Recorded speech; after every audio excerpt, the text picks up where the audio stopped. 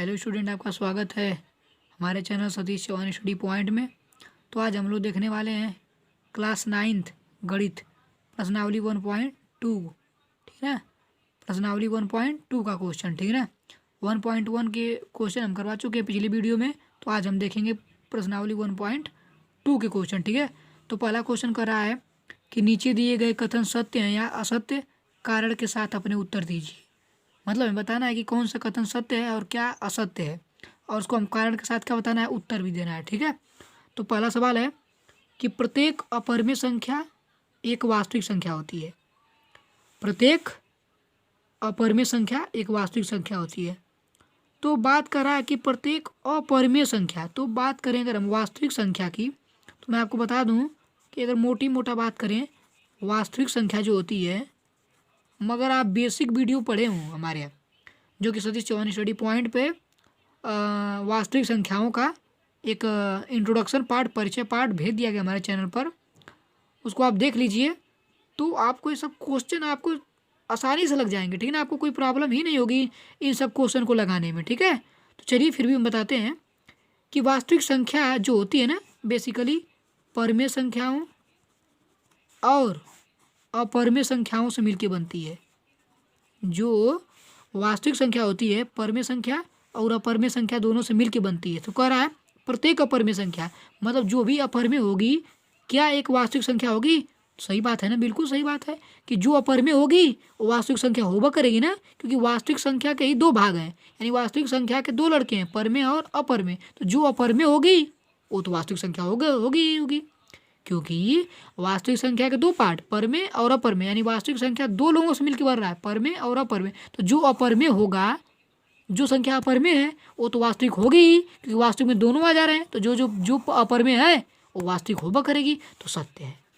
क्या है? सत्य है। क्यों? क्योंकि जो अपरिमेय है वो वास्तविक संख्या होगी, क्योंकि वास्तविक संख्या दो से मिलकर बन रही है, परिमेय और अपरिमेय से मिलकर बन रही है। ठीक है, तो अगला क्वेश्चन देखते हैं। संख्या रेखा का प्रत्येक बिंदु कड़ी में m के रूप का होता है, जहाँ m एक प्राकृतिक संख्या है। कह संख्या रेखा का प्रत्येक बिंदु, मतलब संख्या रेखा पे जो भी बिंदु होगा, संख्या रेखा कोई भी बिंदु कड़ी में m के रूप का होता है, जहाँ m के एक का है प्राकृतिक संख्या। तो बताइए, संख्या रेखा पर बहुत से बिंदु आते हैं, जैसे 1.1, 1.3, 1.2 हो गया, 1.3 हो गया, 1.01 हो गया, ये सब संख्या रेखा पर है। तो ये सब क्या कड़ी में यम के रूप के होंगे? नहीं हो पाएंगे, क्योंकि जो यम यहाँ पर है किसकी बात कर रहा है? यम एक प्राकृतिक संख्या की बात कर रहा है। यम किसकी बात कर रहा है?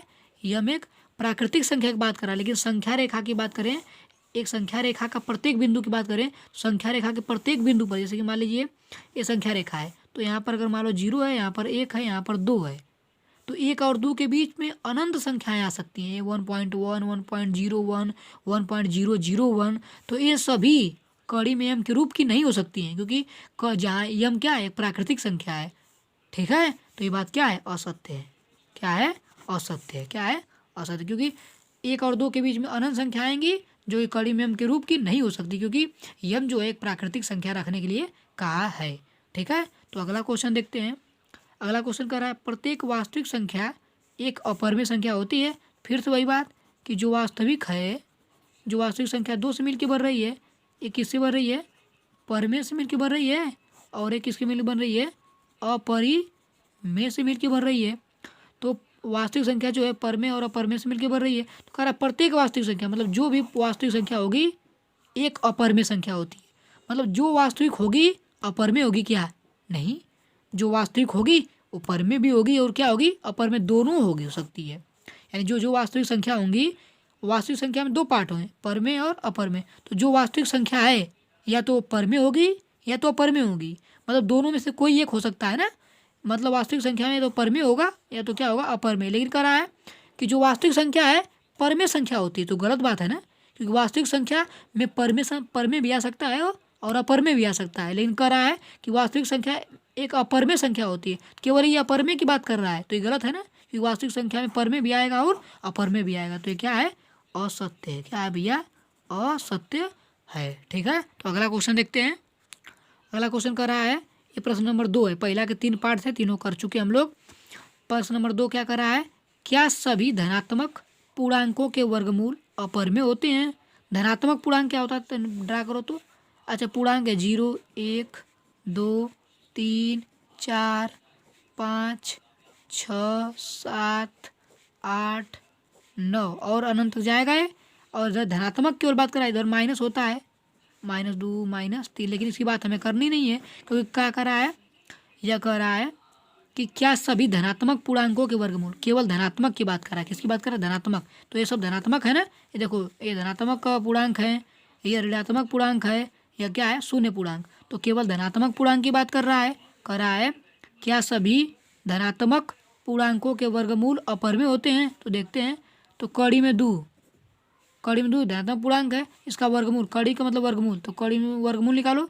तो कड़ी में 2 का वर्गमूल अपर में है, कड़ी में 3 का वर्गमूल अपर में है, कड़ी में 4 का वर्गमूल 2 हो जाएगा कि नहीं हो जाएगा? तो 2 तो एक पर में संख्या हो गई, तो बात गलत हो गई।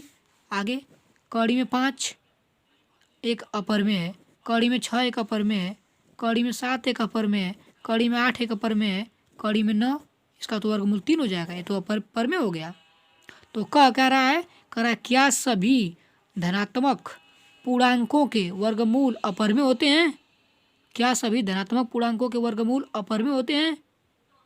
तो सभी धनात्मक पूर्णांकों के वर्गमूल अपर में होने की बात कर रहा है। तो देखो हाई कड़ी में 2 तो अपर में, कड़ी में 3 तो अपर में, लेकिन कड़ी में 4 का वर्गमूल तो 2 हो जा रहा है, ये तो पर में हो गया। तो ये गलत बात है, क्या है? असत्य है। क्या है? असत्य। क्यों असत्य है? क्योंकि सभी धनात्मक पूर्णांकों का वर्गमूल अपर में हो ये जरूरी नहीं है, कुछ का होता है, लेकिन कुछ ऐसी संख्या होती है जैसे कड़ी में 4, कड़ी में 9, कड़ी में 16, इनका वर्गमूल निकल जाएगा 2, इसका हो जाएगा 3, इसका हो जाएगा 4, तो ये सब पर में बन गई ना। तो ये बात गलत है कि सभी धनात्मक पूर्णांकों का वर्गमूल क्या होता है? पर में होता है। यदि नहीं, इसमें कहा है कि यदि नहीं तो एक ऐसी संख्या के वर्गमूल का उदाहरण दीजिए जो एक अपर में संख्या हो। तो देखिए हमने दे दिया, कड़ी में 4, कड़ी में 9, कड़ी में 16। ठीक है, तो ये रहा हमारा 2 क्वेश्चन करवाए हैं, एक क्वेश्चन और बचा है, उसको भी अगली वीडियो में हम लोग करवा दे रहे हैं। ठीक है, थैंक यू वेरी मच।